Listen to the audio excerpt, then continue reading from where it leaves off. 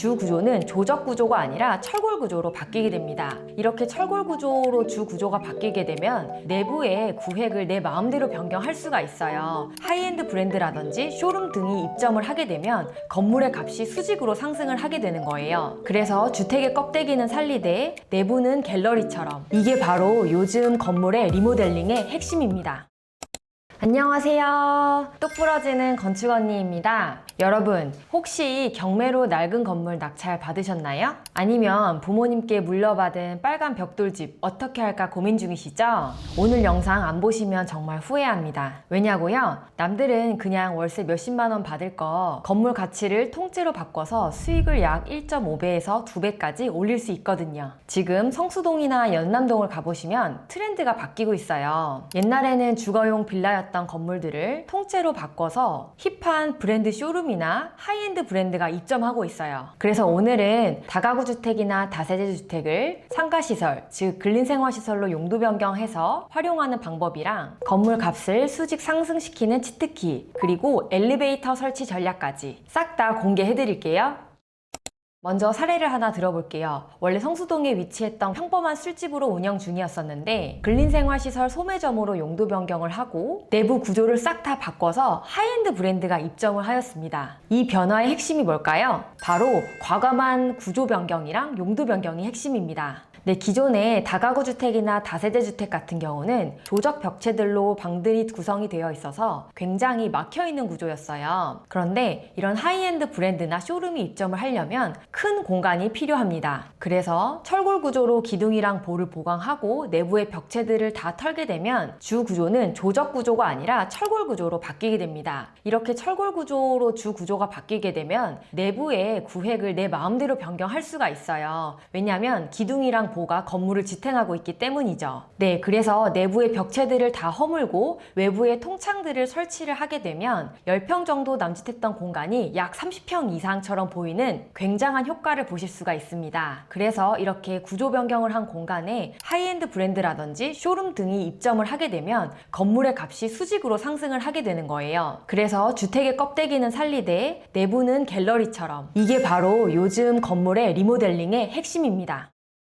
자, 이제 내부를 텄다면 건물이 위로 올라가야겠죠? 1층만 임대 주실 거 아니잖아요. 2층, 3층에도 임대가 다 들어와야 되기 때문에 우리는 엘리베이터 설치에 대해서 좀 더 자세하게 알아보려고 합니다. 요즘 건물의 엘리베이터 설치, 선택이 아니라 필수입니다. 엘리베이터가 있고 없느냐에 따라서 월세부터 달라지는데요. 엘리베이터가 없으면 3층 이상은 정말 수익이 나오기 힘들어요. 왜냐하면 사람들이 걸어서 올라가는 것을 굉장히 싫어하거든요. 그런데 구축 건물의 엘리베이터를 어떻게 설치할 수 있을까요? 크게 방법은 두 가지가 있습니다. 첫 번째는요, 건물 내부에 엘리베이터를 설치하는 방식입니다. 슬래브를 뚫어서 엘리베이터를 설치하는 건데요. 사실 건물 외관의 변경이 없기 때문에 가장 깔끔하게 설치가 되는 것처럼 보이지만 내부에 엘리베이터를 설치를 하게 되면 내부 공간, 전용 공간이 줄어드는 단점이 있어요. 그리고 내부 슬래브를 뚫어서 엘리베이터를 설치하다 보니까 구조 검토도 굉장히 꼼꼼하게 필요합니다. 네, 두 번째는요, 건물 외부에 엘리베이터를 설치하는 건데요. 건물 외부에 엘리베이터를 붙여서 설치를 하게 되면 엘리베이터를 이용하는 개구부만 외벽을 해체하면 되기 때문에 이 부분은 기존 건물을 해체를 많이 하지 않아도 가능합니다. 그렇게 되면 기존 건물이랑 엘리베이터가 분리된 구조로 사용을 할 수가 있고요. 그리고 실내 면적을 전혀 건들지 않는다는 장점이 있어요. 그런데 이 두 번째의 경우는 건폐율과 용적률을 꼼꼼하게 따져봐야 됩니다. 왜냐하면 기존 건물의 건폐율이나 용적률이 이미 전부 다 사용을 하고 있다면 중축이 어렵기 때문인데요. 그래서 내 건물의 구조와 땅 모양을 검토하여 어떤 것이 더 유리한 것인지 검토하여 진행을 할 수 있습니다. 네, 여기서 오늘의 하이라이트 영상 나갑니다. 그냥 엘리베이터 말고 장애인 엘리베이터를 설치하게 되면 어떻게 될까요? 건축사님, 장애인 엘리베이터 설치하면 굉장히 비용이 비싸지 않나요? 그리고 장애인 엘리베이터를 설치하게 되면 장애인 편의시설을 해야 되는데 이것도 굉장히 까다롭지 않나요? 많이 질문들을 주시는데요. 맞아요. 장애인 엘리베이터를 설치하게 되면 일반 엘리베이터보다 약간의 크기가 크기 때문에 비용이 조금 더 나갈 수는 있습니다. 그렇지만 이것을 통해서 누리는 효과는 훨씬 더 클 수 있어요. 건축법상 장애인 엘리베이터를 설치하게 되면 건폐율이나 용적률의 증감이 없습니다. 그래서 예를 들어서 내 건물의 건폐율이나 용적률에 여유가 없는 곳이라 곳이라면 무조건 장애인 엘리베이터를 설치를 해야 되는 건데요. 장애인 엘리베이터를 설치하게 되면 그만큼 면적이 늘어나지만 면적의 증감 없이 서비스 면적으로 인정을 해준다는 거예요. 즉 합법적으로 건물을 훨씬 더 넓게 쓸 수 있다는 거죠. 물론 엘리베이터 홀을 추가적으로 설치하는 경우는 면적을 증가시켜서 증축을 해야 되지만 엘리베이터만 내 건물에 딱 붙여서 설치를 하게 되면 증축의 면적 증감 없이 충분히 가능합니다. 실제로 강남이나 성수동에서는 이 전략을 써서 건물의 값을 1.5배 이상 올린 사례가 굉장히 수두룩합니다. 임대료는 면적에 비례하잖아요. 면적 손해 없이 편의시설을 갖추게 되다 보니까 임차인들이 굉장히 많이 들어오게 되고 건물을 매매할 때 건물 매매값이 상승하게 되는 거죠. 지역마다 조금 다를 수 있지만 이 혜택은 무조건 챙기셔야 됩니다. 다가구 주택이나 다세대 주택의 경우 주차 대수가 생각보다 많이 있거든요.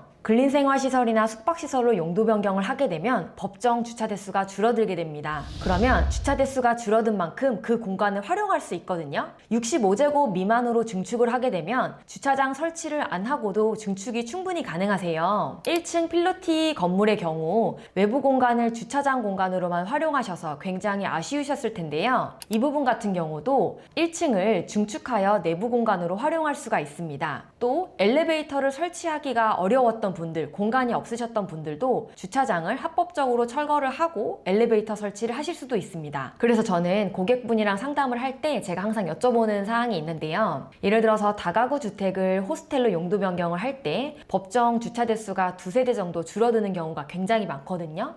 이때 이 공간을 증축을 할지 저는 항상 여쭤봅니다. 그러면 대부분 1층 같은 경우 증축을 해서 활용하려고 하시는 분들이 훨씬 더 많습니다. 그리고 마지막 꿀팁인데요. 이런 다가구 주택이나 다세대 주택의 경우 마당이 있는 주택들이 굉장히 많이 있습니다. 이런 마당이 있는 경우 담벼락을 한번 헐어보세요. 담벼락과 대문을 헐고 마당의 공간에 조경이라든지 사람들이 앉아서 쉴 수 있는 가구를 놔두게 되면 내 건물이 훨씬 더 돋보일 수 있거든요. 그렇기 때문에 이런 조경 공간, 마당 공간 이런 것들을 잘 활용하는 것도 또 하나의 꿀팁입니다.